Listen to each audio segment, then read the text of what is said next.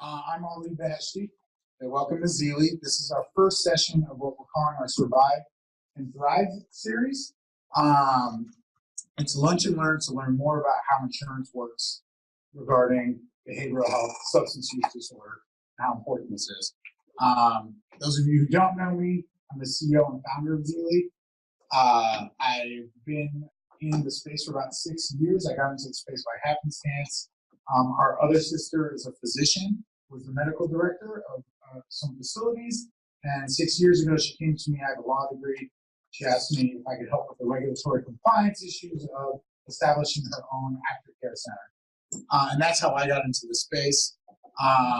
Like I said, I've been in for 6 years, and I've taken over the revenue cycle management for 3 years because we had some issues with the sophistication level of the other players in the space. When we hired them, they simply didn't have data analytics, and honestly, they just weren't the most sophisticated individuals regarding billing. So today, so let's start with the problem. The biggest problem for out-of-network providers in this space is unknown reimbursement rates prior to getting a client. Oftentimes after they get a client too, but really not knowing how much you're going to get paid for the services you provide by the insurance company before they enter treatment is the number one reason, number one issue facilities in this space are having. And that's for two reasons. One is, like I mentioned, many of the facilities are out of network with many payers. They don't have a contractual relationship with the payer, so there's no dollar specific amount that they'll get paid. And the other thing that's unique to this space is the patient population. The patient population is often unable, because of the same disease they're seeking help for, is unable to pay their entire patient portion, especially when that patient portion is incredibly high. They simply do not have the resources to do it. So because of that, we need to break it down by payer and see what we can do so we can know before admitting a client, what are we going to get paid for the services we provide in this space? So I put this up. This is a data analytics platform that we push the data that we extract from the payers into a dashboard that our users can see where they're billing their money and where their money is coming from. And the reason I'm showing this is the line right there where it says census mix. This is a real facility. We've taken out all the PHI and the name of the facility. But this particular facility bills 61% of its claims to Anthem and Blue Cross policies, 12% to United, 8% to Aetna, 9% to Cigna, and about 10% all the others combined. So when you look at this, this is actually a pretty typical facility. Most of the facilities we see in this space that are out of network bill between 60 to 65% of their claims to Anthem Blue Cross, and that's because so many PPO policies are Anthem Blue Cross policies. Okay? So the most important, it's more important than all the rest combined, is knowing how to determine what you're going to get reimbursed from Anthem Blue Cross policies. All right, so we're first going to cover that, and then we'll get into the rest. The good thing about Anthem Blue Cross policies that we'll discuss in a moment is that you can discern where they come from, right? They always say what state they're from, what geographic location that the policy originates from. But the problem is this, we're going to get into this. This is how Anthem Blue Cross works as a company. So at the bottom, we see the place of service. That's California. So let's say in this particular scenario, it's a California facility where you're treating the patient. You get a patient from Massachusetts, okay? They have a Blue Cross Blue Shield in Massachusetts, which we see all the time, out-of-state people, policies going to treatment in California, and that's because there's very few Anthem policies left in California that are PPOs, okay? So oftentimes you'll see your patient population is not from the state of California. Their policies from a different state. You don't actually submit your claim, though, directly to Blue Cross Blue Shield of Massachusetts. The way it works is you have to submit your claim to your local. So if you're in California, you submit to Anthem Blue Cross of California. You're in Texas, Blue Cross Blue Shield of Texas, so on and so forth. Whatever state you're in, you submit the claim to your what's called the host plan. Okay, so the home plan is Blue Cross Blue Shield of Massachusetts. The host plan is Anthem of California. So you submit the claim to Anthem of California. Now, Anthem of California, right, Anthem Blue Cross of California then forwards the claim to Anthem Blue Cross Blue Shield of Massachusetts. But when they forward the claim, they give a suggested rate. This is the suggested allowed amount had this been an Anthem of California policy, this is what we would pay for these services. And they give that suggested rate to Massachusetts. Now, the big issue here is, right now, those numbers you're seeing, that 900 for detox, 714 for res, 520 for PHP, and 225 for IOP, that's the current suggested rate that Anthem of California is giving to out-of-state policies, okay? And keep in mind, this is not the paid amount, this is the allowed amount. You still have to take into consideration deductibles, co-insurance, and out-of-pocket maxes, okay? So that's as of today. Just so you know, today, March 1st, today these rates are changing. Every year, Anthem of California on March 1st changes the suggested rate. So it's actually going to change today. Not going to change dramatically. It's going to slightly alter, maybe go up a bit as it did last year. But anyway, so this is a very important system that we need to understand. And here's the big issue that clients don't realize. About nearly 80% of policies from other states currently are taking that suggested rate. Okay? So 80% of policies are taking this suggested rate. So if 60% of your census is this, and 80% of those policies are these, you're in a situation where about 40% of your census is these policies right here. Okay? And you can imagine why that could harm a company when 40% of your census, especially with high deductibles, because currently deductibles are averaging around $5,000 deductible, $10,000 are an out-of-pocket max. And if the patient is unable to pay their entire patient portion, you can see how this could harm your bottom line significantly. So what can we do? Well, if you recall, I mentioned that the good thing about blues is you can tell what geographic region they originate from. So, for example, here, we've created a heat map that tells you this is a particular California facility. We've scrambled the data here, so don't use this data to determine which policies are the good ones and which aren't. So you can create a heat map that says policies from this state on aggregate across all our users, so this is aggregated across all our users. These policies pay, if the place of service is California, these dollar amounts, and it tells you that how much it's based on. You as a user oftentimes maybe get anecdotal evidence when you look at policies. You kind of start seeing trends, but it's very hard to determine which is which. What's even better about Anthem Blue Cross policies is not only can you tell what geographic region they come from, but they actually have done us the favor of putting the member IDs all start with a unique alpha prefix. I don't know if you've ever seen this before. The policies can not only tell you what geographic region they come from, but even subcategorize it even more. And we've seen a correlation between these alpha prefixes and reimbursement rates. So a good alpha, a suggested rate alpha is a bad one. The ones that don't take the suggested rate, that other 20% I was talking about, those actually pay as a percentage of bill charges, and normally that percentage is 50% and up. So that tells you $900, for detox, or 714 for res. Meanwhile, if you're charging $4,000 for detox, now we're talking about $2,000 and up, $3,000. So it's that significant of a difference between those 80% of policies and that other 20%, right? It's not an insignificant difference. So those alpha prefixes, you can map those as well. This is actually an image of our mobile application. I've highlighted the alpha prefix tab so that you can see, you can map all these alphas and it tells you which one of them takes the suggested rate. A whole lot do, right? As you can see, the one on the far right, that's a fake alpha prefix, so don't type in WXX. We have $36,000 worth of data on that alpha, and based on that data, we have 900, 714 suggested rate policy. Meanwhile, as you can see on the middle one, there's a bunch of policies with much higher percentages, okay? If you have hundreds of thousands of dollars of data that tell you that, MLG pays 85% of bill charges, and you're about to admit the guy, you can tell him, oh, okay, your policy adequately reimburses me for the services, so your patient portion is not going to be that significant. Meanwhile, with the suggested rate policy, their patient portion is going to be incredibly high, and they're not oftentimes going to be able to afford it. It could be hundreds of thousands of dollars, right, if they stay with you for months. So this is using this tool. Now, human beings are trying to anecdotally do this themselves and kind of notice trends, especially with certain policies like that start with JQ in the state of California.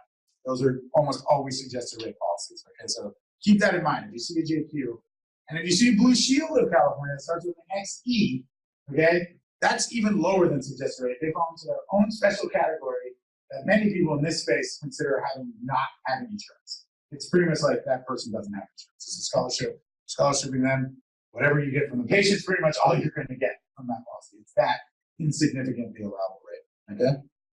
Most of the time, not all the time, but from the XED and the XEK policy, alpha prefixes, based on this aggregated data that we've compiled.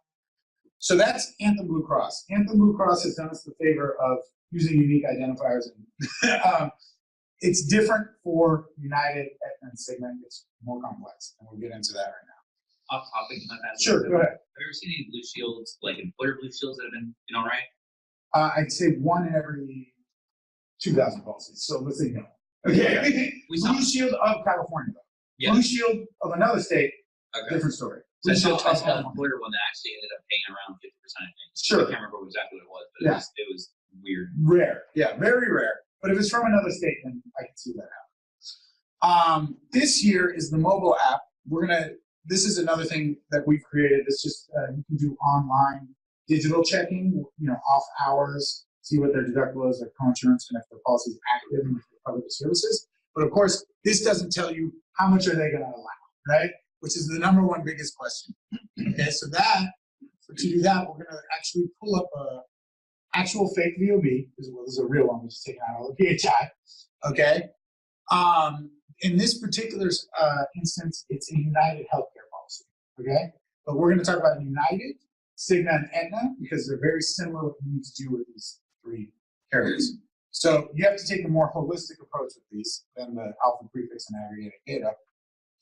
With United Healthcare, first thing you need to do, if you're out of network, make sure it's a PPO, okay? Right, so what's the policy type? Is it PPO? So it's an HMO, you can't take it. We still see people making that mistake, okay? After all this time. So first do that. Is it a PPO? But with United, Cigna, and Aetna, there is one question you should be asking no matter what. So with United Behavioral Health, is this an MNRP plan? MNRP, okay? With Cigna, is this an MRC2 plan? And with Aetna, is this an MAP plan? Okay. Next, after you do that, make sure that those are blank. All right. You come up to rate type. Okay. So on the phone, when you run a VOB, you ask them what's the rate type. Normally, one of the 3 answers you'll get is usual and customary. That's how they calculate the allowable rate. Medicare with some percentage. And then another one that you will hear often with Blue is allowable rate. Okay? Most of the time means suggested rate, just so you know. They're saying the allowable rate in your host state. That's what there is, most of the time. But other carriers also say that. So usual and customary, normally speaking, this is a general speaking, usual and customary is the highest tier, okay? Then allowable amount is the middle, and the lowest tier is Medicare, unless the percentage is very high. So you have to look, if it says 300% of Medicare, that's a different story. Those are rare, though. Most of the times you get like 110% of Medicare, 80% of Medicare. You don't get those 300, but those exist. There are some that say 250, 300% of Medicare. Very rare. So then you need to make sure you're asking rate type, okay? Percentage of rate type, okay? And then you can do some more generalized stuff, like look at the individual deductible. This one has such a low deductible, $750, right? This is probably not a bronze plan, right? This is probably a high-level platinum plan because it's got such a low out-of-network deductible and it's such a low out-of-network out-of-pocket max. This is a usual and customary. It's got 80%. It's not an MNRP plan. If I was reading this VOB, I'd say this is a good insurance policy. I know it's going to pay a high percentage of what I bill, okay? So that's how you can do it. We're actually developing software here. You've met some of our software developers. You guys at home haven't. That actually it's reading these fields. These are actually returning these fields into drop-downs. So now it reads these fields. We're writing software that will read these fields and correlate the data, go back to the database, okay, and tell you, aggregate across all our users, when United says this usual customary, this in the percentage, and this in the deductible, historically, this policy should pay this, and it'll give you detox, res, PHP, IOP aggregated across all the data from all our users. So we created what's called a smart VOB that does this. We're just beta testing it now. So you're using all the collections data, matching it up with the VOBs, and So we're taking what the information we get on the front end, calling the database on the back end, saying historically speaking, when this information is given by the payer, what has the reimbursement rate been, right? And then we spit that out on the front end too, so you know, prior to admitting. So that's how we cover Aetna and Cigna. You can use these same basic rules with the other payers, but the other payers they don't have as much of a dramatic fluctuation in reimbursement rates from policy to policy because they're much smaller, right? There's not as many of them. So the other payers, which we're going to discuss now,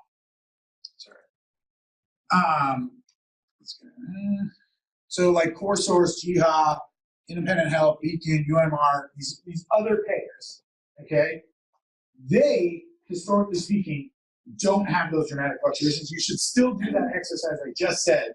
Definitely do that exercise with these other payers, okay? If they say Medicare, it's normally lower.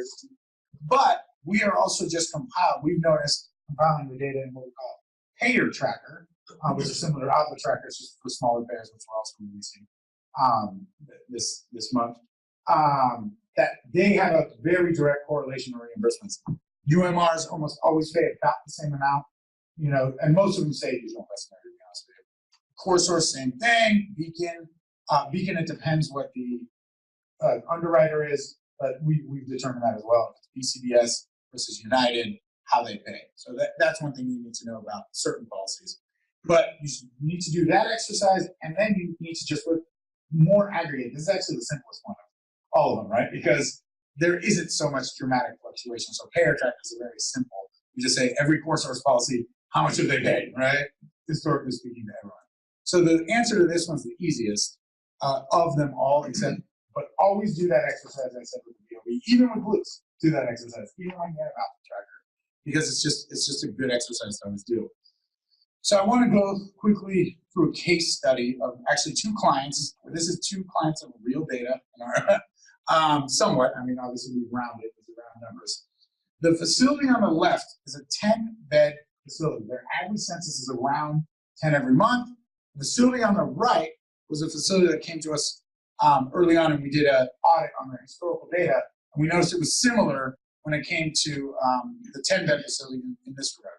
So the 10-bed facility on the left has a gross revenue of about $450,000 a month. Okay, we're not counting patient payments. All we're counting is about payment from health insurance companies. All right, its overhead cost is $150,000, and they spend a lot on marketing, right? Because they're referring a lot of clients to other in-network facilities because, especially with those Blues, okay, they're not in network, or at least at the time we did this study, they weren't in network. They're actually in network now because they're being paid so high by Blues. Blues actually made them an offer to go in network. But we'll go. But at the time this data was extracted, they're out, and they were spending a lot on marketing, and they were doing a lot of B2B referrals to in-network facilities, and they started actually getting referrals back. But anyway, so they spent a lot to fill those 10 beds, and they were telling patients, listen, your patient responsibility is incredibly high. This is how much you're going to have to end up paying. Are you going to be able to do that? There's a cheaper alternative. Guess where the patients go? The cheaper alternative, right? And oftentimes they didn't have the money to pay for it either, right? So they didn't really have that. So their net profit's about $200,000. Meanwhile, the other facility on the right is 40 beds. Okay, they also spent about $100,000 on marketing. Same marketing, but they took everybody. They didn't do any referrals out. So they had huge overhead, $500,000 in overhead. Sure, they made a little bit more money. They made about $100,000 more gross, but they also had way more overhead. So they were losing $50,000 a month, even though from the outside, they looked very successful. They looked like a successful 40-bed facility that was full all the time. And people were like, wow, they're doing really well. When in reality, they weren't doing well at all when it came to the net profit of their organization. So that's the case study. The 10-bed facility, so people are like, what do you want me to do? Go from 40 beds down to 10? That's not what I'm saying. I'm saying just there's a different method. Okay, so here's the same case study before and after the same 40-bed facility. Okay, the 40-bed facility started using the same tactics as the 10-bed facility. Okay, got more sophisticated once they got on the Zealie platform. Their revenue jumped from $550, okay, all the way up to $1.8. However, their marketing costs, you may notice, went from $100,000 to $400,000. Okay, So they had to spend 4 times as much because they were referring so many clients to other organizations, right? And they were only taking on the clients with those very high paying policies because the patients simply didn't have the cash to pay with the less policies, right? So they ended up spending significantly more on marketing, but their overhead stayed the same, right? When it came to operational overhead. So they went from losing $50,000 a month to actually net profit of $900,000, okay? Because their gross revenue went up, their overhead stayed the same. Sure, their marketing quadrupled, okay? But look at the profit difference once they used the new way of thinking. And by new way of thinking, the old way of thinking back when insurance wasn't so contracted in how they paid, right? There was, back in the day, 5 years ago, anyone could start one of these facilities and do quite well, okay? It was called, derogatorily, it was called heads and beds. Just put as many heads in as many beds, you're gonna make money. It's just how it used to work. It's not how it works. As you saw in that case study, doesn't matter how many clients you have, if the policies aren't adequately reimbursing you and the patients don't have the money to pay the difference, you go out of business, like that place was, that 40-bed facility was about to go out of business when they came to us. So the old way of thinking heads in beds is wrong.